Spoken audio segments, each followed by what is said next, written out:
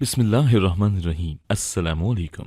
मैं जब भी रात को सोने लगती तो अचानक मेरे दरवाजे पर जोर की दस्तक होती और जब मैं बाहर जाकर देखती तो कोई ना होता। मैं बहुत परेशान थी क्योंकि ऐसा कई रातों से हो रहा था। एक रात दरवाजा खुला तो सामने दूध का डब्बा पड़ा हुआ था जिस पर खत लिखा हुआ था, इस डब्बे को 30 रातें अपने तकिए के पास रखकर सोना और हरगिज खोल कर नहीं देखना वरना ख्वाहिश पूरी न होगी। मैं बहुत डर गई और डब्बे को सोने से पहले तकिए के पास रख लेती। एक रात मुझे डब्बे में कुछ उछलता हुआ महसूस हुआ। जो ही उसे खोल कर देखा तो रूह लरस कर रह गई क्योंकि उसमें तो मेरा शौहर।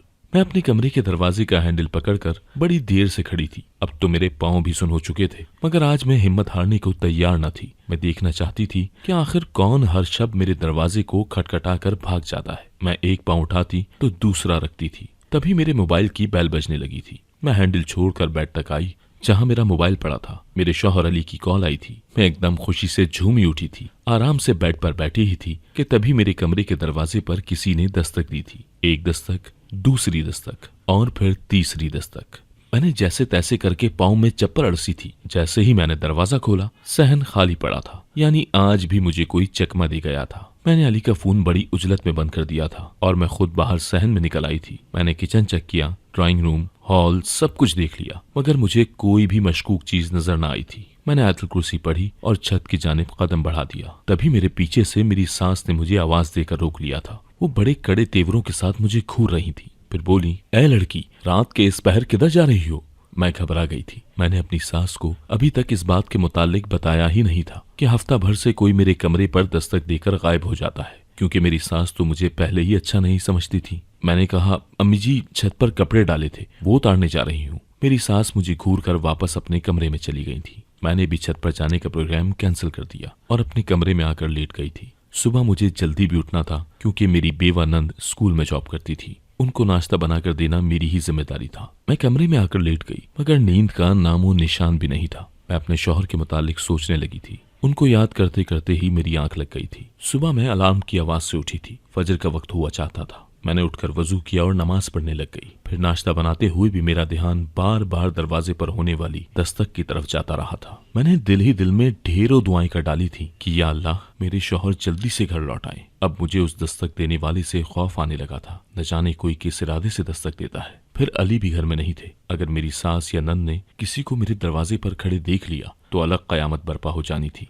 औरत की इज्जत तो वैसे भी बड़ी नाजुक होती है, जरा सी बात पर ही दागदार होकर रह जाती है। फिर मैं इन लोगों को अपनी पाकदानगी का यकीन कैसे दिलाती? अब मैंने सोच लिया था कि मैं काम से फरागत पाकर अली को फोन करके कहूंगी कि वो जैसे तैसे बस घर लौट आए। मेरी नंद साजदा स्कूल चली गई थी और सास मोहल्ले में किसी के घर गई थी। मैंने अली को फोन मिलाया तो अली की आवाज सुनकर न जाने एकदम ही मुझे क्या हो गया था। मैं फूट फूट कर रोने लगी थी। अली भी घबरा गए थे। उन्होंने मेरी खैर खैरियत दरियाफ्त की तो मैंने कहा कि आपके बगैर मुझे ये घर खाने को दौड़ता है, आपको मेरी कसम है, लौट आइए। अली ने मुझे दिलासा दिया और वादा किया कि वो हर हाल में कल वापस आ जाएंगे। मेरे दिमाग से बोझ उतर गया था। मैं खुशी खुशी घर के काम निपटा रही थी। आज तो मुझे किसी किस्म की थकन का एहसास ही न हुआ था। मेरी सास शाम गए घर लौटी तो मुझ पर जुमला कसने लगी थी। मैंने दिल ही दिल में सोचा कि एक बार अली को वापस आ जाने दें, फिर देखती हूँ आप मुझे कैसे बुरा भला कहने की जुर्रत करती हैं। रात का खाना खिलाकर किचन साफ करके मैं अपने कमरे में आ गई थी। मैं जैसे ही कमरे में आई तो ये देखकर हैरान रह गई कि अली की 6 मिस्ड कॉल्स आ चुकी थी।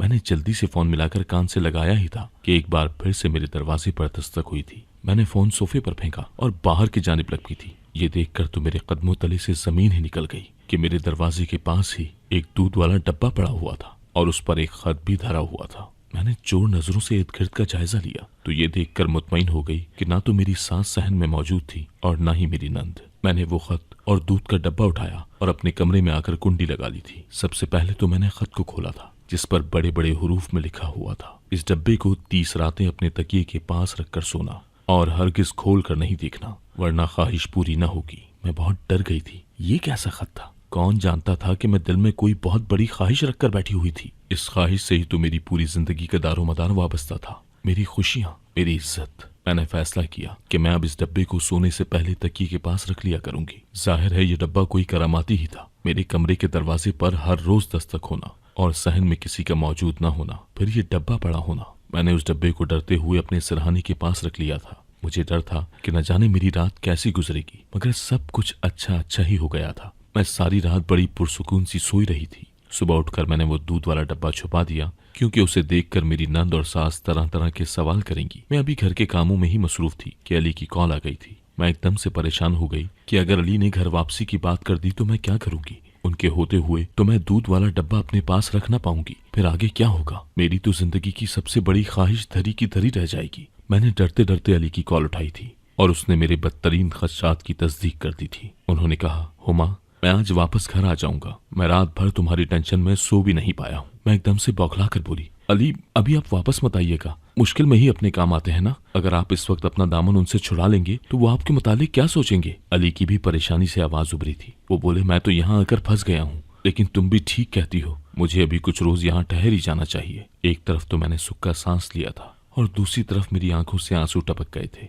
किस्मत मेरे और अली के दरमियान जुदाई क्यों लिख रही थी? मैंने और अली ने 2 हफ्ते कबल ही पसंद की शादी की थी, जिस पर मेरी सास और नंद साजिदा को एतराज था। अली शादी के बाद फकत 2 दिन ही मेरे पास रहे थे। फिर मेरे सास के भाई का इंतकाल हो गया और उन्होंने खुद भाई के जनाजे पर जाने के बजाय अली को भेज दिया था। मेरी सास का भाई दूर दराज किसी गाँव में रहता था, इसलिए सास ने कह दिया था कि वो खुद इतना सफर नहीं कर सकती। अली ने एहतजाज किया कि मैं कैसे अपनी 2 दिन की दुल्हन को छोड़कर जा सकता हूँ। मेरी सास ने ना आओ देखा ना ताओ बैठकर रोने लगी थी कि आजकल की औलाद नाफरमान है। मैंने अली को समझाया कि अपनी अम्मी का कहा मान ले, लेकिन जल्द आने की कोशिश कीजिएगा। मगर अब तो हालात ही अजीब हो गए थे। अली 2 हफ्तों से वहां फंसे हुए थे। वो जब उस गांव से निकलने की कोशिश करते तो अली की नानी उनसे गले लगकर रोने लग जाती कि तुम मुझे छोड़कर मत जाओ, मुझे तुमसे अपने मरहूम बेटे की खुशबू आती है। अब अली इतने कठोर दिल तो थे नहीं कि उनकी बात ही न मानते। वो फिर से रुक जाते थे। अब तो मैं भी उनकी जुदाई से कमला गई थी, लेकिन अब मैं मजबूर थी, क्योंकि दूध वाला डब्बा जो मैंने सिरहाने रखकर सोना होता था।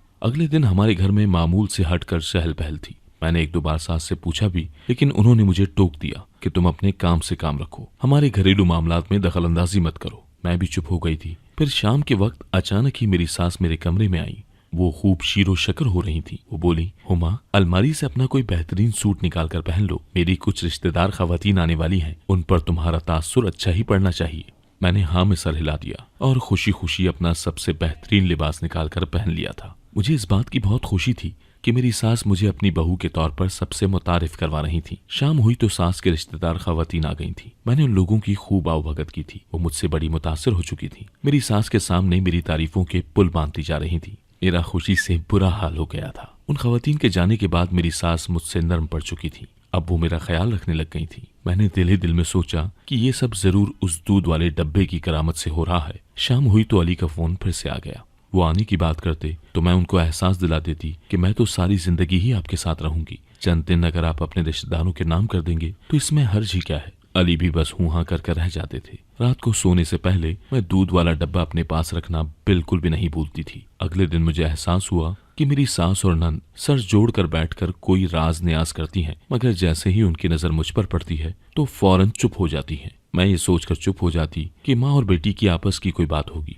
लेकिन मैं ये नहीं जानती थी कि ये दोनों तो मेरे लिए ही घड़ा खोद कर बैठी हैं। सब कुछ मामूल के मुताबिक चल रहा था, जब इतवार के रोज मुझे कुछ अजीब सा महसूस होने लगा था। मैं अपनी सास और नंद की सुनगुन में लगी हुई थी जब मेरी सास मेरे पास आकर बैठ गई और इधर उधर की बातें करने लगी। फिर बोली, बेटी, मैंने छत पर कपड़े सूखने के लिए डाले हुए हैं, वो तो ला दो। मेरा एक सूट कमरे में भी पड़ा है, वो भी ले आना। मैं इस बात में सर हिलाकर ऊपर चली गई। मेरी नंद के भी काफी कपड़े तारों पर लटके हुए थे। मुझे गुस्सा आया कि अपनी बेटी का काम भी मुझसे करवाती है। मैंने सोचा पहले कमरे वाला सूट निकाल लूं, फिर मैं बाकी कपड़े उतारूंगी। मैं कमरे में गई और सास का सूट उठाकर मुड़ने ही लगी थी जब मुझे अचानक से दरवाजा बंद करने की आवाज आई थी।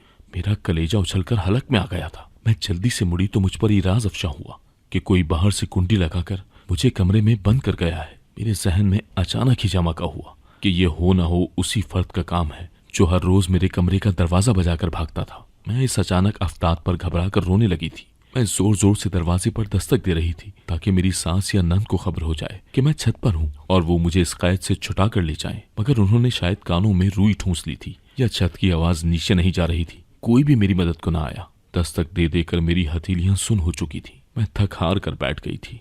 मुझे छत पर आए हुए 4 घंटे हो चुके थे। मैं तो ये सोच सोच कर हलकान होती जा रही थी कि न जाने मेरी सास और नंद ने नीचे क्या कयामत बर्पा कर रखी होगी। क्या खबर कि उन्होंने अब तक अली को फोन करके मेरी गुमशुदगी के मुतालिक भी बता दिया हो। मैं रोने लगी थी कि मैं घर वालों को अपनी बेगुनाही का यकीन कैसे दिलाऊंगी। मगरिब की अजान होने लगी थी। मैंने फरियाद की, ऐ खुदा, तेरे सिवा मेरा कोई नहीं है, तू ही मुझे बदनामी से बचा ले। कुछ दुआएं लम्हों में कबूल हो जाती हैं। मेरी ये दुआ भी कबूल हो गई थी। अचानक ही मुझे कमरे की कुंडी खुलने की आवाज आई थी।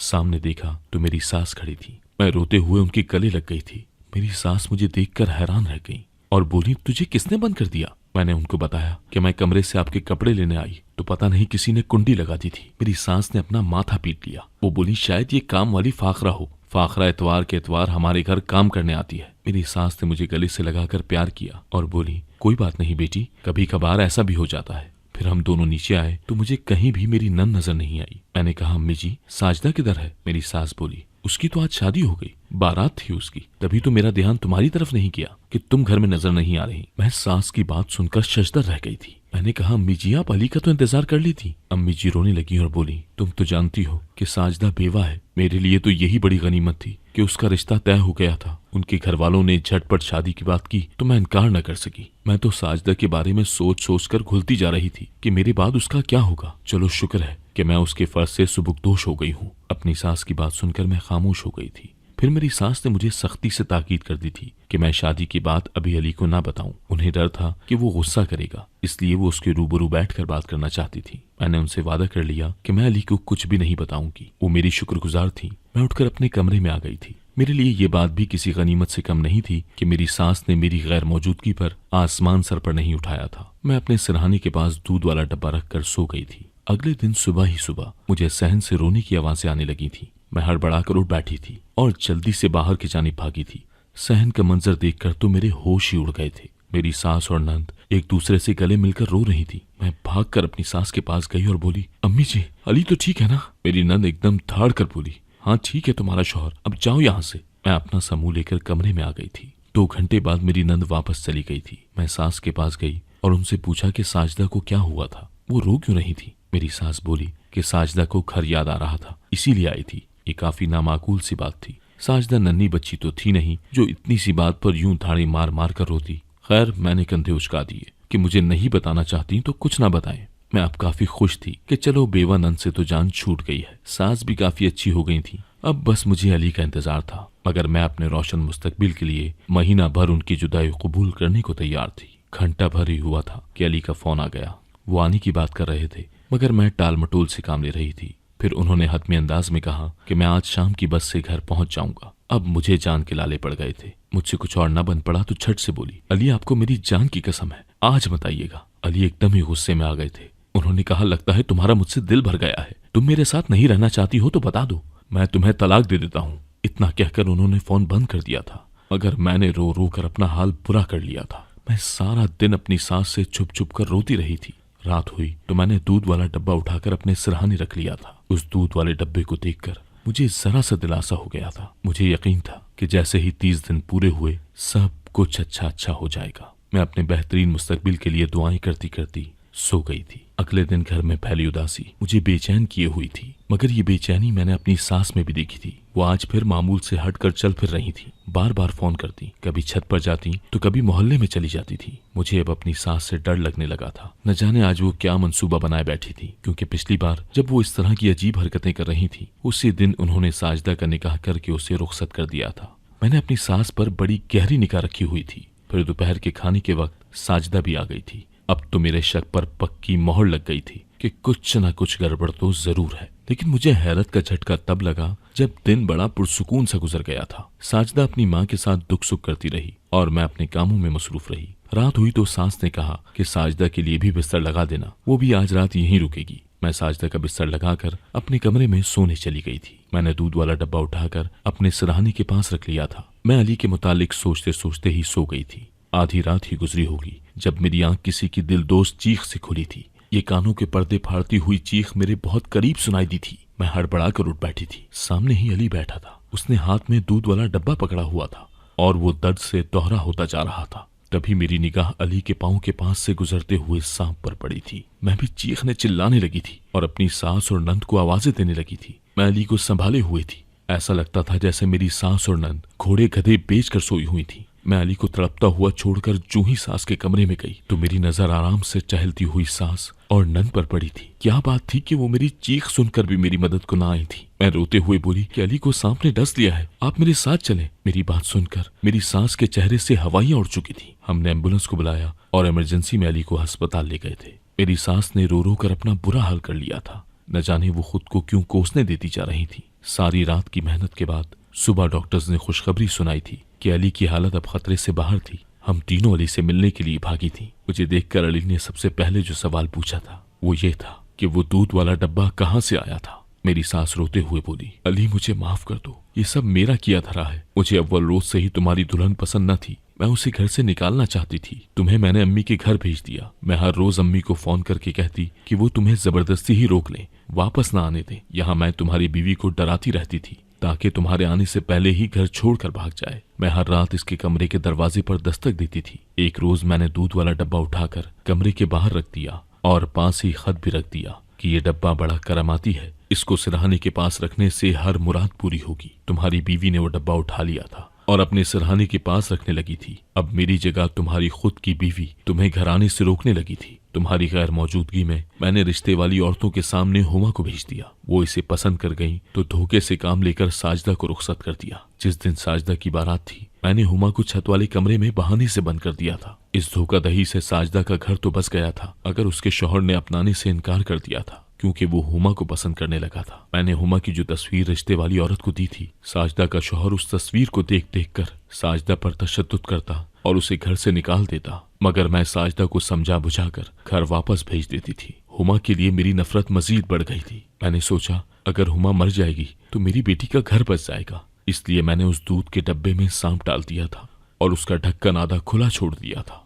मुझे उम्मीद थी कि वो रात में इसे डस लेगा, मगर मेरी हर तदबीर उल्टी पड़ गई थी। तुम जब जिंदगी और मौत की जंग लड़ रहे थे तो मैंने अल्लाह से दुआ की कि वो तुम्हें जिंदगी बख्श दे तो मैं अपना घिनौना सच अपने मुंह से तुम्हें बताऊंगी। इतना कहकर मेरी सास ने अली से माफी मांगी, फिर मेरे आगे हाथ जोड़कर रोने लगी थी। मैंने उनको माफ कर दिया था। मैंने अल्लाह पर भरोसा रखकर वो दूध वाला डब्बा अपने पास रखा था। 30 दिन पहले ही अल्लाह ने मेरे तमाम मसाइल हल कर दिए थे। मेरा शौहर मेरे पास लौट आया था। सास ने अपने किए की माफी मांग ली थी। नंद का घर बस चुका था। मैं ये सोचकर मुस्कुरा दी थी कि इंसान की मकरू चाल अल्लाह पाक के मंसूबे के आगे फेल हो जाती है। अगर आपको आज की हमारी ये कहानी पसंद आई तो वीडियो को जरूर लाइक कीजिएगा और अपने दोस्तों के साथ शेयर भी कीजिएगा। और हाँ, अगर आपने अभी तक हमारा चैनल सब्सक्राइब नहीं किया तो जरूर सब्सक्राइब करें। अल्लाह हाफ़िज़।